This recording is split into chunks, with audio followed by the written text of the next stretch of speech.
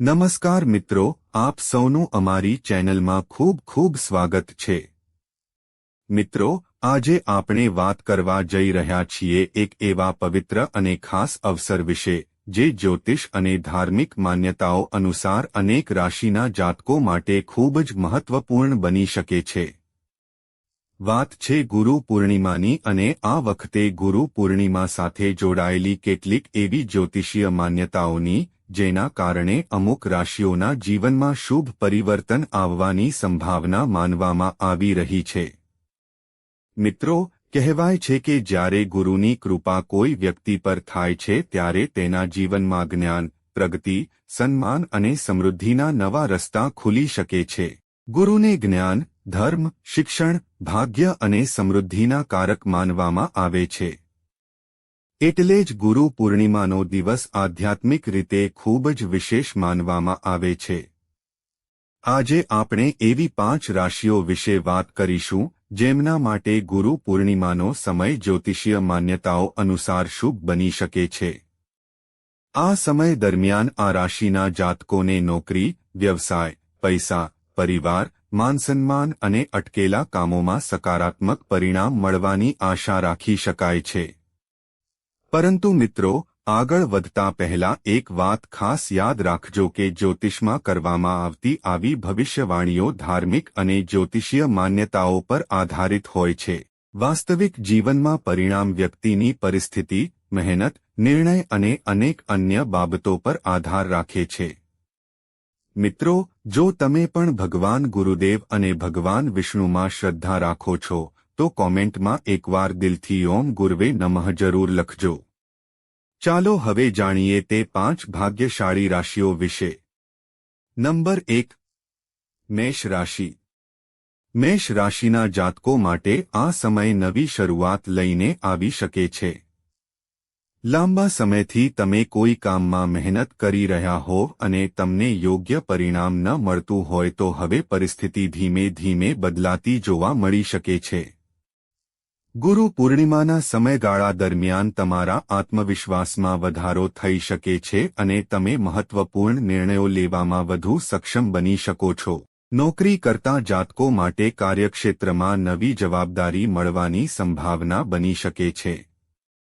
કેટલાક લોકોને પ્રમોશન અથવા સારા સમાચાર મળવાની આશા રહી શકે છે।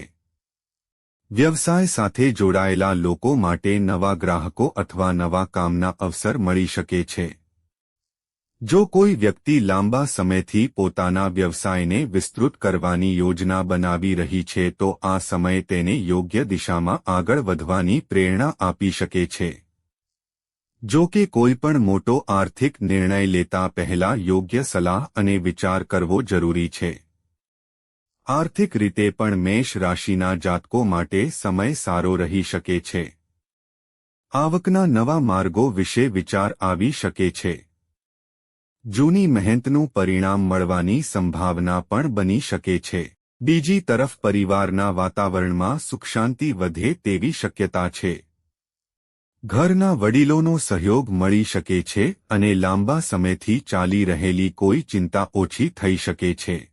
નંબર 2, વૃષભ રાશિ। વૃષભ રાશિના જાતકો માટે ગુરુ પૂર્ણિમાનો સમય ખાસ બની શકે છે। જ્યોતિષીય માન્યતાઓ અનુસાર ગુરુની શુભ અસરને કારણે ભાગ્યના કેટલાક અટકેલા દરવાજા ખુલવાની સંભાવના માનવામાં આવે છે। જો તમે લાંબા સમયથી કોઈ સરકારી કામ, દસ્તાવેજી પ્રક્રિયા, નોકરી અથવા વ્યવસાય સંબંધિત કામ પૂર્ણ થવાની રાહ જોઈ રહ્યા છો તો તેમાં પ્રગતિ જોવા મળી શકે છે। વૃષભ રાશિના જાતકો માટે પૈસાની બાબતમાં પણ સાવચેતી સાથે આગળ વધવાનો સમય છે। આવક વધારવા માટે નવા વિચારો આવી શકે છે। વેપારમાં જૂના સંપર્કો ફરીથી ઉપયોગી સાબિત થઈ શકે છે। જે લોકો નોકરી બદલવાનો વિચાર કરી રહ્યા છે તેમને નવી તક મળી શકે છે। પરંતુ માત્ર વધારે પગાર જોઈને નિર્ણય લેવાને બદલે કામનું વાતાવરણ અને ભવિષ્યની સંભાવનાઓ પણ ધ્યાનમાં લેવી જોઈએ। પરિવારની વાત કરીએ તો ઘરમાં કોઈ શુભ સમાચાર આવી શકે છે। પરિવારના સભ્યો વચ્ચે પ્રેમ અને સહકાર વધે તેવી શક્યતા છે। વૃષભ રાશિના વિદ્યાર્થીઓ માટે પણ આ સમય ઉપયોગી બની શકે છે. અભ્યાસમાં ધ્યાન વધે અને શિક્ષકો અથવા વડીલો પાસેથી યોગ્ય માર્ગદર્શન મળે તેવી માન્યતા છે.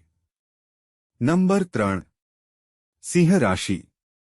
સિંહ રાશિના જાતકો માટે આ સમય આત્મવિશ્વાસ અને માનસન્માન વધારનાર બની શકે છે. તમે જે કામને લઈને લાંબા સમયથી પ્રયત્ન કરી રહ્યા છો તેમાં ધીમે ધીમે સકારાત્મક પરિણામ મળવાની સંભાવના છે. કાર્યક્ષેત્રમાં તમારી મહેનત લોકોની નજરમાં આવી શકે છે. અધિકારીઓ અથવા વરિષ્ઠ વ્યક્તિઓ તરફથી તમારી કામગીરીની પ્રશંસા થઈ શકે છે. વ્યવસાય કરતા લોકો માટે નવા પ્રોજેક્ટ અથવા નવા જોડાણની સંભાવના બની શકે છે. જો તમે કોઈ નવી યોજના પર કામ કરી રહ્યા છો તો યોગ્ય આયોજન સાથે આગળ વધવાથી લાભ મળી શકે છે. આ સમય દરમિયાન તમારી પાસે આવક અને ખર્ચ બંનેમાં વધારો થઈ શકે છે, તેથી પૈસાનું યોગ્ય આયોજન કરવું ખૂબ જ જરૂરી રહેશે. અચાનક મળેલા લાભને તરત જ ખર્ચી નાખવાને બદલે બચત તરફ ધ્યાન આપવું વધુ સારું રહેશે. સિંહ રાશિના જાતકોના સામાજિક જીવનમાં પણ સકારાત્મક ફેરફાર જોવા મળી શકે છે. લોકોમાં તમારી પ્રતિષ્ઠા વધી શકે છે અને તમારી વાતને મહત્વ મળી શકે છે. પરંતુ એક વાત ખાસ ધ્યાનમાં રાખજો. ગુરુની કૃપા મેળવવા માટે માત્ર પૈસાની આશા રાખવી નહીં, પરંતુ જ્ઞાન, સારા કર્મ, વડીલોનું સન્માન અને જરૂરિયાતમંદની મદદ કરવી પણ મહત્વપૂર્ણ માનવામાં આવે છે. નંબર 4. તુલા રાશિ. તુલા રાશિના જાતકો માટે ગુરુ પૂર્ણિમાનો સમય ખૂબ જ રસપ્રદ બની શકે છે. ખાસ કરીને નોકરી અને વ્યવસાયમાં નવી તક મળવાની સંભાવના માનવામાં આવે છે. જો તમે લાંબા સમયથી કોઈ અટકેલી તકની રાહ જોઈ રહ્યા છો તો અચાનક કોઈ વ્યક્તિ અથવા જૂનો સંપર્ક તમારી મદદ કરી શકે છે. તમારા માટે નવી દિશા ખુલી શકે છે. નોકરી કરતા જાતકોને કાર્યક્ષેત્રમાં નવી જવાબદારી મળી શકે છે. કેટલાક જાતકોને પોતાની પ્રતિભા બતાવવાની તક મળી શકે છે. જો તમે મહેનત અને ધીરજથી કામ કરશો તો તમારી સ્થિતિ મજબૂત બની શકે છે. વ્યવસાય કરતા લોકો માટે ગ્રાહકો સાથેના સંબંધો સારા બની શકે છે. વેપારમાં નવા ઓર્ડર મળવાની સંભાવના રહી શકે છે. જો કે કોઈપણ રોકાણ કરતા પહેલા સંપૂર્ણ તપાસ કરવી જરૂરી છે. તુલા રાશિના લોકો માટે પરિવારની દૃષ્ટિએ પણ સમય સારો રહી શકે છે. પરિવારના સભ્યો સાથેના મતભેદ ઓછા થઈ શકે છે અને ઘરમાં ખુશીનું વાતાવરણ બની શકે છે. વિવાહિત જીવનમાં પણ સમજણ વધે તેવી શક્યતા છે. જીવનસાથીનો સહયોગ તમને મહત્વપૂર્ણ નિર્ણય લેવામાં મદદ કરી શકે છે. આ સમય દરમિયાન જો કોઈ વ્યક્તિ આધ્યાત્મિકતા તરફ આગળ વધવા માંગે છે તો ગુરુ પૂર્ણિમા તેના માટે ખૂબ જ શુભ અવસર બની શકે છે. નંબર 5. ધનુ રાશિ. ધનુ રાશિને જ્યોતિષમાં ગુરુ સાથે વિશેષ રીતે જોડાયેલી રાશિ માનવામાં આવે છે. તેથી ગુરુ પૂર્ણિમાના સમયગાળા દરમિયાન ધનુ રાશિના જાતકો માટે જ્ઞાન, ભાગ્ય અને પ્રગતિ સાથે જોડાયેલા વિષયો મહત્વપૂર્ણ બની શકે છે. આ સમય દરમિયાન તમારી અંદર કંઈક નવું કરવાની ઈચ્છા વધી શકે છે. જે કામને લઈને તમે લાંબા સમયથી વિચાર કરી રહ્યા છો તેને શરૂ કરવા માટે તમને નવી પ્રેરણા મળી શકે છે. નોકરી કરતા લોકો માટે નવી જવાબદારી અથવા નવી તક આવી શકે છે. વેપારીઓ માટે નવા સંપર્કો અને નવા વ્યવસાયિક સંબંધો ઊભા થઈ શકે છે. આર્થિક બાબતમાં પણ સકારાત્મક સંકેતો મળી શકે છે. અટકેલા પૈસા પાછા મળવાની સંભાવના બની શકે છે અથવા આવકના નવા રસ્તા વિશે વિચાર આવી શકે છે. ધનુ રાશિના જાતકો માટે પ્રવાસ સાથે જોડાયેલી તક પણ આવી શકે છે. કોઈ ધાર્મિક સ્થળની મુલાકાત અથવા પરિવાર સાથેનો પ્રવાસ મનને શાંતિ આપી શકે છે.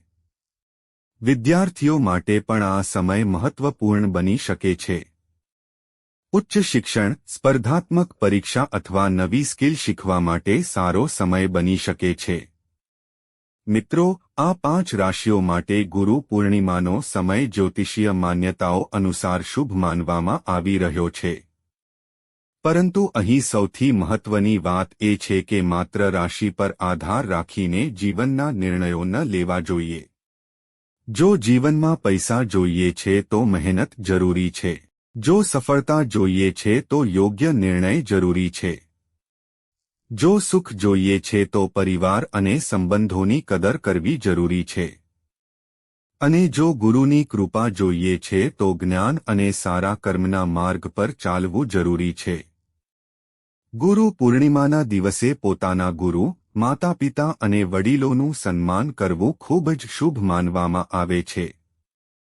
તેમની પાસેથી આશીર્વાદ લેવો અને શક્ય હોય તો જરૂરિયાતમંદ વ્યક્તિની મદદ કરવી. તમે ઈચ્છો તો આ દિવસે ભગવાન વિષ્ણુ અથવા ગુરુદેવનું સ્મરણ કરી શકો છો. ઓમ ગુર્વે નમઃ મંત્રનું શ્રદ્ધાપૂર્વક સ્મરણ કરી શકો છો અને પોતાના જીવનમાં સારા વિચારો તથા સારા કર્મ કરવાનો સંકલ્પ લઈ શકો છો. મિત્રો, યાદ રાખજો કે સાચો રાજયોગ માત્ર પૈસા મળવાનું નામ નથી.